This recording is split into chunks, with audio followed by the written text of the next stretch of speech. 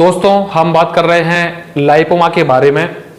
दोस्तों बहुत से लोग बार बार पूछते हैं कि सर हम ऐसा क्या क्या करें जिससे लाइपोमा के इलाज में हमको और ज़्यादा फायदा दे, या फिर हम किन चीज़ों पर ध्यान दें जिससे हमारा लाइपोमा ट्रीटमेंट और बेस्ट हो सके।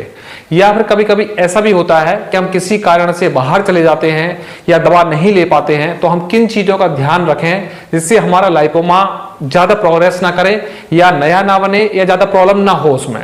तो दोस्तों कुछ चीज़ें होती हैं जो आप लोगों को समझनी होगी।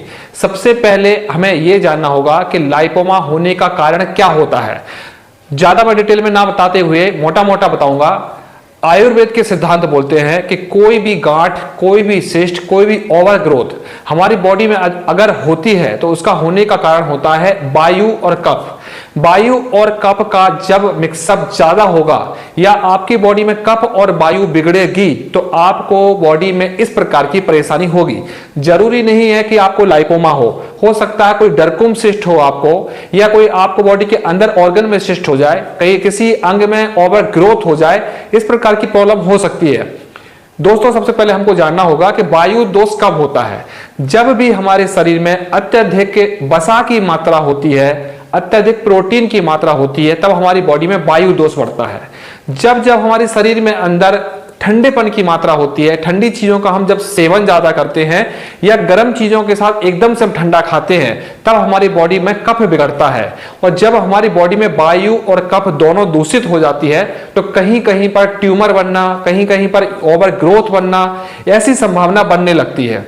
तो सबसे पहले हमको ये ध्यान रखना है कि हम अपने खाना में ज्यादा वसा का प्रयोग ना करें, ज्यादा हाई प्रोटीन का प्रयोग ना करें। हम अपनी बॉडी को आलसी ना बनाएं, हम अपनी बॉडी को थोड़ा सा एक्टिव रखें ताकि हमारे बॉडी में जो भी हम भोजन किए हैं वो हमारी बॉडी में वसा की उत्पत्ति ज्यादा ना कर पाए।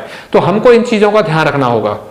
बहुत से लोगों की आदत है कि ज्यादा खाने की आदत होती है और वो एक साथ बहुत ज्यादा खाना खाते हैं, तो उन लोगों को थोड़ा सा कंट्रोल करना चाहिए कि वो खाना को थोड़े थोड़े से हिस्से में खाएं और बार बार खाना खाएं, तो उनको कभी दिक्कत नहीं होगी। बहुत से लोग क्या करते हैं कि खाना खाते हैं बहुत ज्यादा मात्रा में और खाना खा के तुरंत सो जाते हैं। ये प्रोसेस भी आपकी बॉडी में वसा की उत्पत्ति ज्यादा करती है और वायु को बिगाड़ने लगती है, और वायु आपके ब्लड में जाकर रुकने लगता है और जहां पर वो रुकता है वहां पर गांठ का रूप ले लेता है। ऐसे ही बहुत से लोग क्या करते हैं कि खाना के साथ ठंडा पानी पीने लगते हैं, तो उनके इस प्रोसेस के कारण भी हमारा मेटाबॉलिज्म कम हो जाता है और वायु और कफ की जब मिक्सअप हो जाता है, कोई भी वायु जो हमारी बॉडी के अंदर रुकती है तो रोकने का कारण कफ होता है, यानी कि ठंडक होता है। वायु जब तक बहती रहती है जब तक वहां पर गर्मी मिलती है, लेकिन जहां पर उसको ठंडक मिलती है वो वहां पर रुक जाती है, आगे नहीं बढ़ पाती है, क्योंकि हमारे ब्लड के अंदर गर्मी पाई जाती है और जहां उसको गर्मी नहीं मिलेगी वहां पर वो रुक जाएगा और गांठ बना देगा। तो हमको कफ और वायु का मेंटेन करना है ताकि हमारे शरीर में लाइपोमा ना बने। जैसे कि बहुत से लोग हैवी फूड खाते हैं, नॉनवेज खाते हैं, अंडा खाते हैं, उनकी गलतफहमी रहती है कि हमको प्रोटीन इससे मिलेगा, लेकिन दोस्तों ऐसा बिल्कुल भी नहीं है। बहुत से लोग ऐसे हैं कि केवल वेज खाना खाते हैं और बहुत ताकतवर होते हैं। तो आप अपने डाइट में वेज खाना रखें और नियम से रहें, सही टाइम टेबल से खाना खाएं और ब्रह्मचर्य का पालन करें, तो आपकी बॉडी में कभी किसी चीज की कमी नहीं हो सकती। दोस्तों इसमें कुछ चीजें और ध्यान रखनी होती है, जैसे कि बहुत से लोग फास्ट फूड का सेवन करने लगते हैं जिससे भी वायु दोष बिगड़ने लगता है। मैदा बेसर क्या होता है कि हमको कॉन्स्टिपेशन ज्यादा पैदा करता है। कॉन्स्टिपेशन जब बॉडी के अंदर होता है तो हमारी बॉडी आलसी होने लगती है, आलसी होने लगती है तो हमारी बॉडी में मोटापा आने लगता है, और मोटापा आने के कारण से हमको वायु दोष हमारी बॉडी में होने लगता है। तो इन चीजों को आपको ध्यान रखना है कि अगर आप दवा नहीं ले पा रहे हैं या आप डाइट नहीं कर पा रहे हैं या आप एक्सरसाइज नहीं कर पा रहे हैं, तो डाइट पर मेन फोकस करें कि आपको खाना खा के तुरंत नहीं सोना है, आपको खाना में हल्का खाना खाना है, खाना के पहले थोड़ी सी सलाद खानी है, उसके बाद खाना खाना है। आपको खाना में ज्यादा डेयरी फूड का यूज नहीं करना है क्योंकि डेयरी फूड में वसा की मात्रा ज्यादा होती है। आपको एनिमल फूड या जैसे कि मांस का प्रयोग ज्यादा नहीं करना है। आपको फास्ट फूड का सेवन नहीं करना है। खाना खा के तुरंत आपको नहीं सो जाना है। ज्यादा सेक्सुअल एक्टिविटी के बाद आपको नहीं सो जाना है। खाना खाने के तुरंत बाद सेक्सुअल एक्टिविटी नहीं करना है, क्योंकि ये सारी चीजें आपके मेटाबॉलिज्म को स्लो कर देती है और जिससे आपकी पाचन क्रिया रुक जाती है, जिसके कारण से भी भी लाइपोमा बढ़ने की संभावना हो जाती है।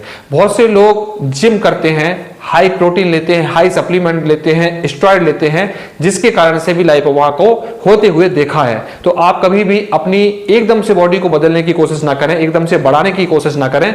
जो लोग जल्दी बचपन में मोटे होना चाहते हैं, मैंने देखा है कि ऐसे लोगों को लाइपोमा बहुत ज्यादा हो जाता है। जैसे कि मैं बहुत से लोगों को बताता हूं कि आप ड्राई फ्रूट को खा सकते हैं, आप पनीर को खा सकते हैं, लेकिन वो क्या करते हैं कि पनीर को बहुत ज्यादा मात्रा में खाने लगते हैं, ड्राई फ्रूट को भी वो बहुत ज्यादा मात्रा में खाने लगते हैं। अगर आपको पनीर बताया गया है तो आपको यह समझना होगा कि आपको पनीर को थोड़ी सी मात्रा में खाना है, ताकि आपकी बॉडी में जो वीकनेस आ रही है उसको आप पूरा कर सकें। लेकिन ऐसा नहीं है कि पनीर से आप पेट भरेंगे, ड्राई फ्रूट से आप पेट भरेंगे। ड्राई फ्रूट जो होते हैं हमारी बॉडी का पानी बहुत जल्दी सोख लेते हैं, और जहां हमारी बॉडी में पानी सोखता है तो हमारी बॉडी में वायु दोष बनने लगता है, क्योंकि हमारी बॉडी में मल के मिक्सअप के लिए, हमारी बॉडी में मल के पाचन के लिए जल का होना बहुत जरूरी होता है। लेकिन अगर आप फास्ट फूड खाते हैं, पूरी खाते हैं, मैदा बेसन खाते हैं, तो ये चीजें हमारे पानी की आंतों का जो पानी होता है जल्दी से एब्जॉर्ब कर लेती है।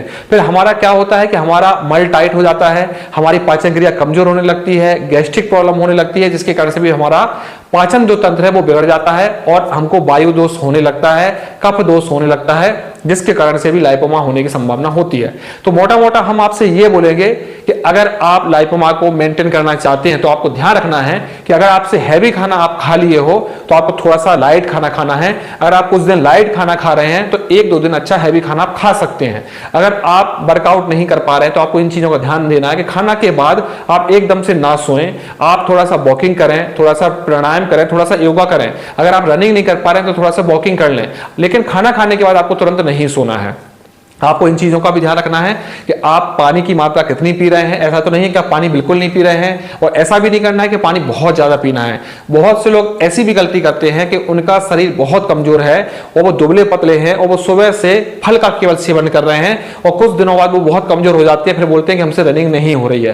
तो आपको ये बताया जाता है कि आप बहुत कमजोर हैं, आप अकेला फल नहीं खाएं, आप कभी रोटी खाएं, आप कभी दलिया खाएं, कभी खिचड़ी खाएं, कभी अच्छा हैवी खाएं, या कभी बिल्कुल हल्का खाना कर लें, ताकि आप अपनी बॉडी को मेंटेन रख सके। तो इन चीजों का अगर आप ध्यान रखोगे तो आपका लाइपोमा बहुत अच्छा रहेगा, दवा अच्छा काम करेगी और आपका लाइपोमा बढ़ेगा भी नहीं।